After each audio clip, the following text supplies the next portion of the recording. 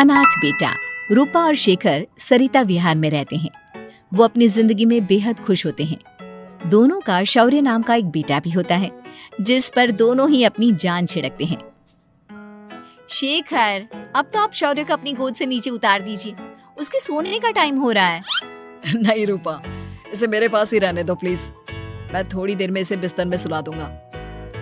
लेकिन कल सुबह आपकी ऑफिस में मीटिंग भी तो है ना, और इसके लिए आपको कल जल्दी भी तो निकलना होगा। जाइए, आप भी जाकर सो जाइए।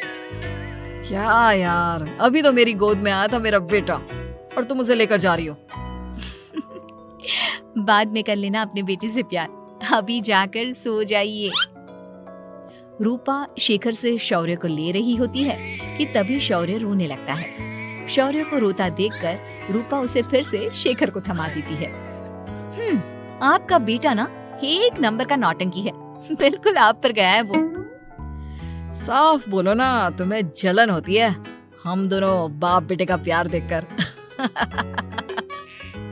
पहले बड़ा तो होने दो तुम शौर्य को, फिर देखना वो सबसे ज्यादा मुझे ही प्यार करेगा। देखते हैं। ऐसे ही दिन बीतते चले जाते हैं और एक दिन कैंसर की बीमारी के चलते रूपा की मौत हो जाती है। अब शौर्य 3 साल का हो चुका होता है, जिसके कारण उसकी दादी शेखर पर दूसरी शादी का दबाव बनाने लगती है।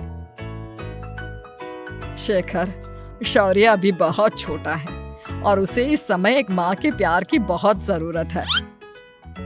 माँ, मुझे दूसरी शादी नहीं करनी। क्या पता जो दूसरी औरत आएगी वो मेरे बेटे को एक माँ का प्यार दे या ना दे। तो रूपा की छोटी बहन वैशाली से ही शादी क्यों नहीं कर लेता?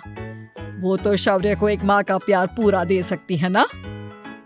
मैंने कहा ना माँ, मुझे दूसरी शादी नहीं करनी, और अपनी ही पत्नी के बहन से तो हरगिज नहीं।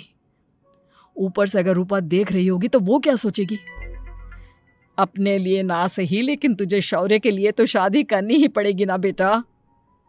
शेखर कुछ कहता उससे पहले ही अंजुमन उसे रूपा की कसम दे देती है, जिसके आगे मजबूर होकर शेखर शादी के लिए हामी भर देता है। देखो वैशाली, मैंने तुमसे शादी सिर्फ अपने बच्चे के लिए की है। मैं चाहता हूं कि तुम उसे एक माँ का भरपूर प्यार दो। शौर्य, आपके साथ साथ मेरा भी कुछ लगता है। अगर आप मुझसे शादी नहीं भी करते तब भी मेरा प्यार शौर्य के लिए कभी कम या ज्यादा नहीं होता। शादी के कुछ दिनों बाद ही शेखर की माँ की भी मौत हो जाती है। वैशाली शौर्य को एक माँ से भी बढ़कर प्यार देती है।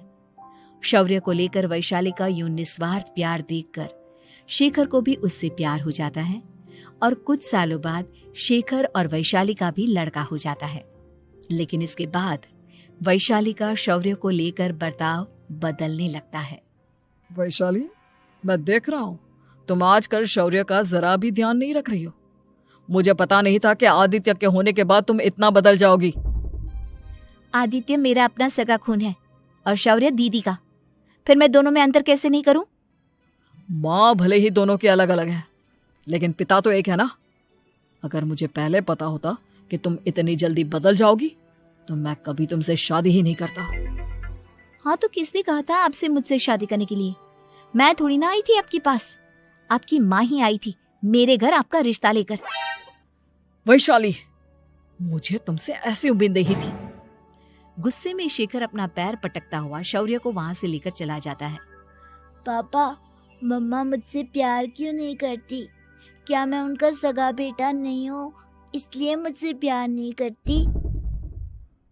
मम्मा नहीं करती तो क्या हुआ बेटा, पापा तो करते हैं ना आपसे प्यार। कुछ दिनों के बाद, आज तुझे खाना पीना कुछ नहीं मिलेगा, चल चुपचाप से अपने रूम में जाकर सो जा। माँ, अब भाई को खाना क्यों नहीं दे रही हो? बेटा, तू आराम से खाना खा, इस नालायक की चिंता मत कर। एक दिन खाना नहीं खाएगा तो मर नहीं जाएगा ये। अगर भैया नहीं खाएंगे तो मैं भी नहीं खाऊंगा। तू अपने भाई का भक्त क्यों बन रहा है? ये तेरा सौतेला भाई है, सगा नहीं जो तू लक्ष्मण बन रहा है। माँ, आपको इतना भी नहीं मालूम? श्री राम और लक्ष्मण सगे भाई नहीं थे। श्री राम माता कौशल्या और लक्ष्मण माता सुमित्रा की कोख से जन्मे थे। दोनों के सिर्फ पिता एक थे, लेकिन माँ अलग थी। मुझे ज्यादा ज्ञान देने की जरूरत नहीं है, ये सतयुग और त्रेता युग नहीं है, समझे? हाँ यहाँ बड़ा भाई का चमचा। इतना कहकर वैशाली वहां से चली जाती है। जिसके कुछ टाइम बाद शिखर वहां आता है और आदित्य उसे सारी बात बताता है। मुझे माफ कर दो शौर्य, तुम्हारी माँ के जाने के बाद मुझे दूसरी शादी का फैसला करना ही नहीं चाहिए था। अगर मैं दूसरी शादी नहीं करता तो शायद आज तुम्हारी ये हालत ना होती। नहीं पापा, अगर आप शादी नहीं करते तो मुझे आदित्य जैसा छोटा भाई कभी नहीं मिलता। थैंक यू मुझे इतना अच्छा भाई देने के लिए। तुम दोनों हमेशा ऐसे ही साथ रहना, फिर कोई भी तुम दोनों का कुछ नहीं बिगाड़ पाएगा। चलो मैं तुम दोनों को आइसक्रीम खिला कर लाता हूँ, बहुत भूख लग रही है ना। शिखर शौर्य और आदित्य को आइसक्रीम दिलाने लेकर जाता है। वो दोनों को पार्क में खड़ा करके आइसक्रीम लेने जा ही रहा होता है, तभी तेज रफ्तार से आती हुई एक गाड़ी उसे कुचल देती है और उसी पल शेखर की मौत हो जाती है, जिसके बाद शौर्य की जिंदगी नर्क से भी बदतर हो जाती है। सुन रहे चिरकुट, इस घर के किसी भी सामान को मेरी मर्जी के बगैर हाथ मत लगाना। इन सब पर अब तेरा कोई हक नहीं है, समझा? ठीक है माँ, मैं आपकी इजाजत के बगैर किसी चीज को हाथ नहीं लगाऊंगा। चल जाकर अब पूरे घर की सफाई कर। महज 7 साल का शौर्य वैशाली के कहने पर अपने नन्हे नन्हे हाथों से पूरे घर की सफाई करने लगता है। ऐसे ही दिन बीतने लगते हैं, लेकिन मासी से माँ बनी वैशाली को उस मासूम से बच्चे पर जरा भी तरस नहीं आता। क्यों शौर्य, ये घर में इतनी गंदगी कैसे हो रही है? ढंग से सफाई नहीं की है क्या तूने?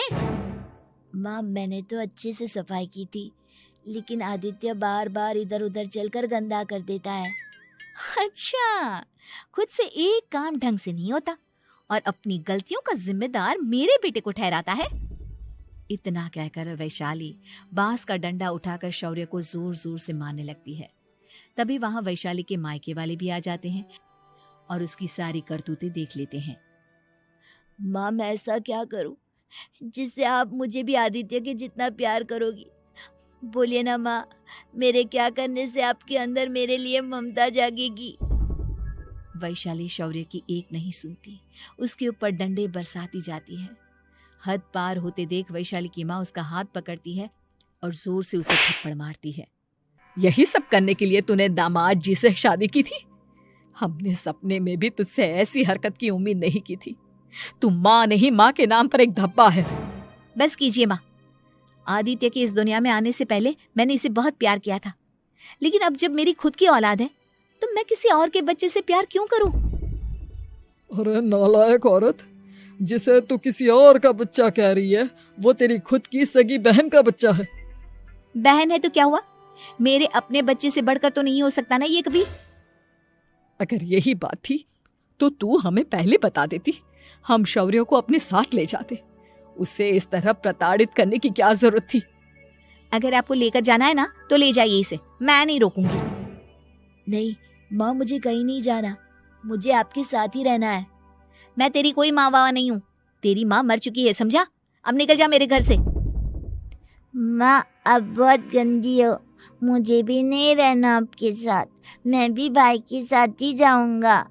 अरे तू क्यों जाएगा, तू तो मेरा सगा बेटा है, जाने दे इसे। हम यहाँ ऐश से रहेंगे, तुम्हारे पापा बहुत सारी जमीन जायदाद छोड़ गए हैं तुम्हारे लिए। नहीं माँ, मुझे भाई के साथ जाना है। आप अच्छी नहीं हो, आप बहुत बुरी हो, आप भाई को बहुत परेशान करती हो। देख वैशाली, तुझसे ज्यादा समझ तो इस मासूम बच्चे में है। ये तेरे बुरे कर्मों का ही नतीजा है जो आज तेरी सगी औलाद खुद से तुझे ठुकरा रही है। आदित्य, तुझे इस शौर्य ने भड़काया है ना मेरे खिलाफ?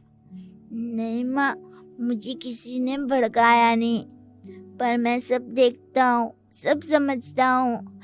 भाई बहुत अच्छा है, वो आपकी जैसा नहीं है। चलिए नानी। इतना कहकर वैशाली के मायके वाले आदित्य और शौर्य को अपने साथ ले जाते हैं और इस तरह वैशाली बड़े से घर में अकेली पड़ जाती है। 2 बेटों के होते हुए भी आज उसे माँ कहकर बुलाने वाला कोई नहीं होता।